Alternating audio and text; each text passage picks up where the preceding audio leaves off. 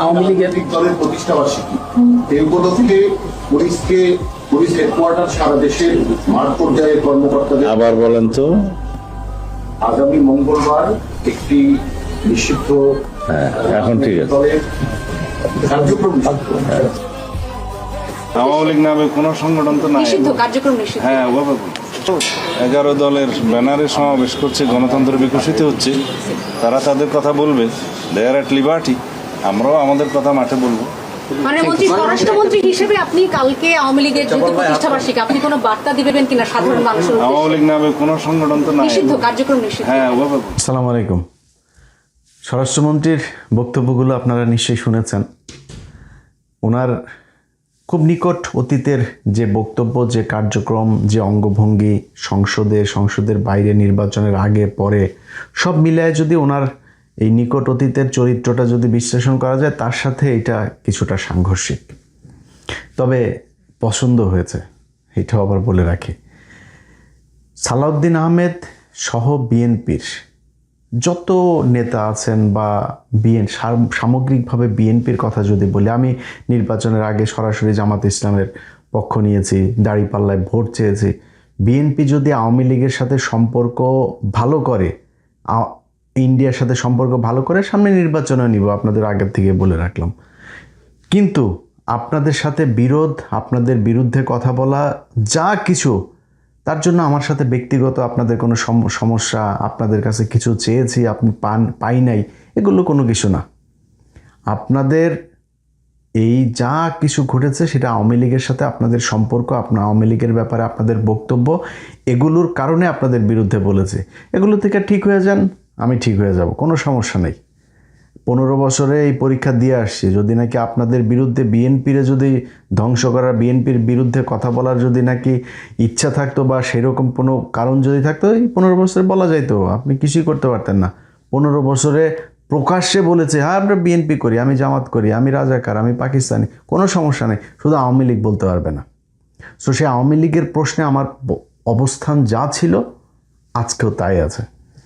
আপনি যদি নাকি আওয়ামী লীগের পক্ষে কথা বলেন, আওয়ামী লীগের বাঁচানোর জন্য, আওয়ামী লীগকে আবার কার্যক্রম পরিচালনা করার সুযোগ দেওয়ার, আবার রাজনীতিতে আসা, নির্বাচনে অংশ নেওয়ার, এগুলো করবেন ভাই, এগুলো আমার রক্তের মধ্যে লাগে। অতএব এইখান থেকে বের হবেন, কোনো সমস্যা নাই। আজকে সালাউদ্দিন আহমেদের সাথে আমার যে সম্পর্ক, আমি সালাউদ্দিন আহমেদকে নিয়ে বহু বাজে কথা বলেছি, বহু কটু কথা বলেছি, ভিডিও বানিয়েছি, সব করেছি। কারণ কি? ওনার সাথে আমার সম্পর্ক খারাপ ছিল না তো? উনি যখন ক্ষমতায় ছিলেন না, যখন বন্দী ছিলেন, তথাকথিত বন্দী যখন তিনি ভারতে ছিলেন, তখন তার সাথে আমার কথা হয়েছে, অনেক ভালো সম্পর্ক ছিল, উনি আমারে খুব স্নেহ করতেন, কোনো সমস্যা ছিল না তো? তখন কি ওনার পাওয়ার ছিল নাকি? আজকে উনি স্বরাষ্ট্রমন্ত্রী, অনেক মানুষজন কথাবার্তা বলতে গেলে তারপরে, আরে ভাই হ্যাঁ আপনি তো এই সুবিধা নেওয়ার জন্য কথা বলেন, আপনি বিএনপির কাছ থেকে টাকা নেন, জামাতের কাছে, একবার এক একজনের কাছ থেকে টাকা নেই, মানে এই ব্লেম শুনতে শুনতে সে টাকা পয়সার খুঁজে পায় না, কিন্তু ব্লেম কিন্তু শুনছি সেগুলো অনেকে মানুষের কাছে। তো এখন আজকে সালাউদ্দিন আহমেদ স্বরাষ্ট্রমন্ত্রী, তার সাথে আমার সম্পর্ক যতটুকু ছিল, এই অতটুকুই যদি আমি খালি মেনটেন করতাম, অতটুকুই যদি ঠিক রাখতাম, আমার কোনো সমস্যা ছিল না তো? আমার বহুত কিছু কামাইতে পারতাম ভাই। ওই কামানোর চিন্তা থাকলে এই দেশে বিএনপি আসার পরে কামাইতে হইতো না। বিএনপি যখন ক্ষমতায় ছিল না, তখন আওয়ামী লীগের কাছ থেকে যেসব অফার ছিল, বহুত বড় বড় অফার, ছোটোখাটো অফার না, অনেক বড় অফার ছিল। অতএব সেগুলি করি নাই তো। সো এই দেশের সাথে কোনোদিন বিট্রে করি নাই। জীবন যতদিন থাকবে ততদিন কোনোদিন এই দেশের মানুষের সাথে বিট্রে করব না।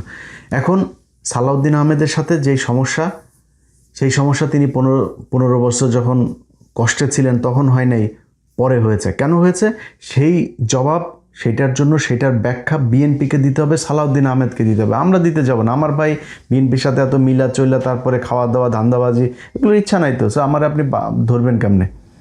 আপনাকে করতে হবে। কেন? কারণ আপনি যখন বাংলাদেশে এসছেন, আপনি এস আলমের গাড়িতে চড়ে তারপরে বাড়িতে এসছেন, সেটার জন্য আবার মানুষের কাছে ক্ষমা চাইলেন। এরপরে করলেন কি? আসার পরপর যখন নির্বাচনের আগে আওয়ামী লীগের ব্যাপারে খুব সহনশীল কথাবার্তা, প্রেমময় কথাবার্তা, আওয়ামী লীগ ভাই ভাই, আওয়ামী লীগকে সুযোগ দেওয়া দরকার, আওয়ামী লীগের লোকজনের ভোট দরকার, আওয়ামী লীগের লোকজন সব আপনার পেছে পেছে ঘুরে। তারপরে হইল নির্বাচন হওয়ার পরে জুলাই সনদ নিয়ে আপনি শুরু করলেন টালবাহানা।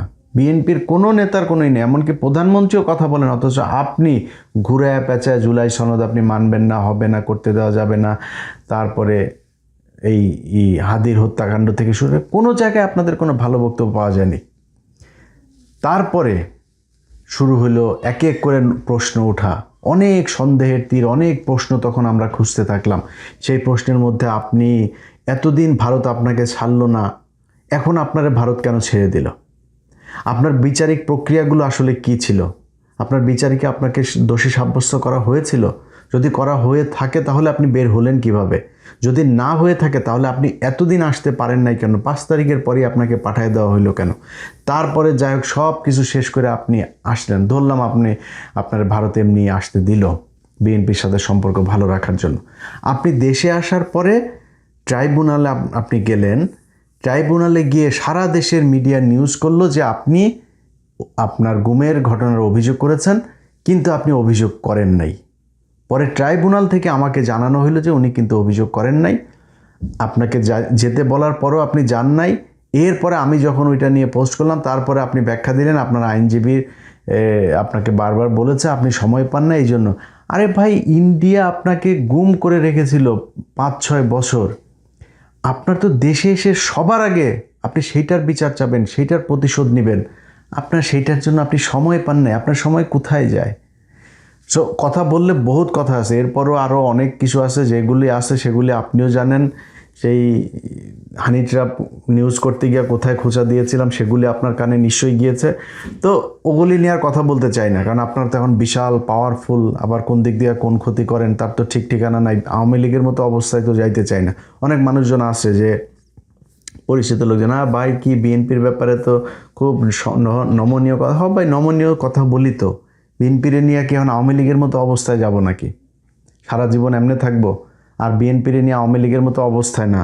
বিএনপি যদি নাকি আওয়ামী লীগের সাথে, ইন্ডিয়ার সাথে সে আওয়ামী লীগের মতো করে সম্পর্ক করে, বিএনপির সাথে সে একই রকম হবে। এখন তো বিএনপি সেই জায়গায় নাই, তাহলে আমরা যাবো কেমনে, বলবো কেমনে?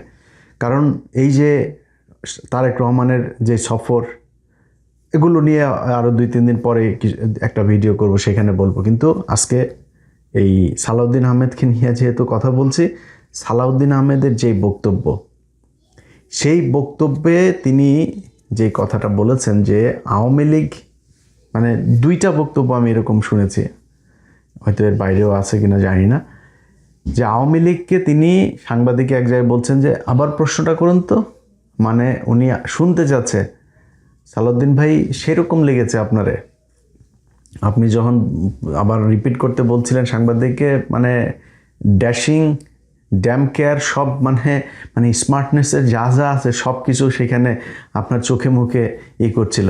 ভাই এইটাই চাই আপনি, ভাই আমার মানে যা আছে, আমার জায়গা জমি সম্পত্তি সব নিয়ে নেন, কোনো সমস্যা নেই ভাই। ইন্ডিয়ার ভারতের ব্যাপারে যদি আপনি কঠোর থাকেন, আপনি আমার বাপ, কোনো সমস্যা নেই। আমার আপনার প্রতি কোনো ক্ষোভ থাকবে না, কোনো জেদ থাকবে না, রাগ থাকবে না, আপনার বিরুদ্ধে একটা কোনো পোস্ট করব না, কিচ্ছু করব না। অতএব এই জায়গায় ভাই ঠিক থাকেন, আওয়ামী লীগের ব্যাপারে যেইভাবে কথা বলেছেন এইভাবেই থাকতে হবে। একটা জিনিস মাথায় রাখেন, আপনাদের আমি নিজেও ব্যক্তিগতভাবে, ধরেন আমার এখনও অনেক মানুষ জিজ্ঞেস করলে আমি একটা কথা বলি যে মানে কেমন আছি জিজ্ঞেস করে না, ভাই হাসিনা বাংলাদেশে নাই, এইটা আমাদের জন্য, মানে ধরেন আমি এখন যদি দেশে যাই, আমি ভাই কিছু না করে খাইলেও তো ভাই আমি 2-4 লাখ টাকা আমি মাসে চাকরির এরকম জায়গা আমি খুঁজে পাবো। মানে আমারে পুলিশ খুঁজবে না, আমার মানে জেল হবে না, ফাঁসি হবে না, ভয় থাকবে না, গুম হব না, ক্রসফায়ারে যাবে না, আর কি লাগে? এটি তো বিশাল ব্যাপার। এবং বাংলাদেশে এরকম আমার মতো, বিশেষ করে বিএনপিতে এখন পাওয়ারে আছে, তারা তো আমার চাইতেও ভালো অবস্থানে আছে, তাই না? তাদের পুলিশ তো খুঁজে না, উল্টা পুলিশ তাদের কথা শুনে বহুত হাজার হাজার লক্ষ লক্ষ কোটি কোটি টাকার মালিক হয়ে গিয়েছে। তারা এখন লন্ডনে বাড়ি গাড়ি জমি জায়গা কিনছে, বিভিন্ন দেশে দেশে কিনছে তারা, তো এখন তো অনেক ভালো আছেন। তো সেই ভালো থাকার জায়গাটা যদি আপনি মানে স্মুথ করতে চান, প্রলং করতে চান, এটারে যদি ধারাবাহিকভাবে রাখতে চান, তাহলে আপনারা ভাই আওয়ামী লীগকে এই দেশে এইভাবেই রাখতে হবে। আওয়ামী লীগকে ইন করতে দেওয়া যাবে না। জামাতের সাথে আপনাদের রাজনৈতিক বিরোধিতা আছে, আমি নিজেও জামাতের পক্ষে ভোট চেয়েছি নির্বাচনের আগে, তো জামাতের সাথে এইটা থাকবেই ভাই। আপনি তো আপন ভাইয়ের সাথে ভাইয়ের গ্যাঞ্জাম হয় না জমি জায়গা নিয়ে, রাষ্ট্রীয় ক্ষমতা কে পাবে সেটা নিয়ে বিশাল গ্যাঞ্জাম হবে, মানুষ মারাও যাবে, এটা খুবই স্বাভাবিক একটা ব্যাপার আমাদের দেশের মধ্যে। চাই না, কিন্তু এটা যাবে, এটা খুব স্বাভাবিক ব্যাপার।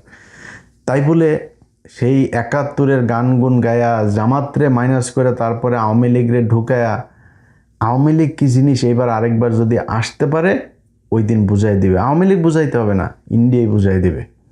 অতএব যত জাউরামি করেন, চুরি করেন, লুচ্চামুখ করেন, বাটপারি করেন, যা মনে চাই করেন। আমি এই গেল 15 বছরে আমার বহু ভিডিওতে আমি বলেছি যে আওয়ামী লীগ যেইভাবে ক্ষমতায় আছে এইভাবে যদি 15 বছর বিএনপি ক্ষমতায় থাকতে পারতো, তাইলে বিএনপি আওয়ামী লীগের চাইতেও হয়তো বেশি চুরি করতো।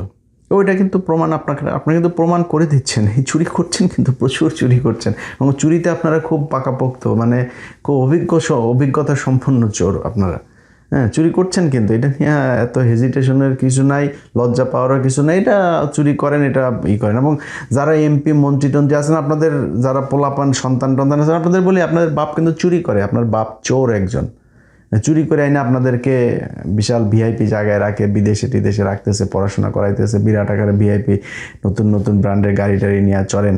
চোরের বাচ্চা কিন্তু আপনারা, এটা মাথায় রেখেছে। ওইটা নিয়ে কোনো সমস্যা নাই। বিএনপি চুরি করবে, জন্ম হয়েছে বাংলাদেশের রাজনীতিবিদদের চুরি করার জন্য, ওইটা কোনো সমস্যা না।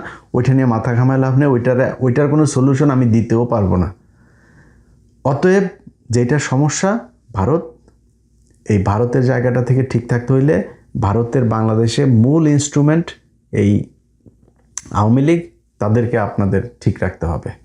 তাদেরকে সোজা করে রাখতে পারলে এই জামাত টামাত এগুলি কোনো সমস্যা না ভাই। জামাত আপনাদেরকে এই গেল 6 মাসেই আপনাদের যেই শান্তিতে সরকার পরিচালনা করার সুযোগ দিয়েছে, এটা জামাত বলেই দিয়েছে।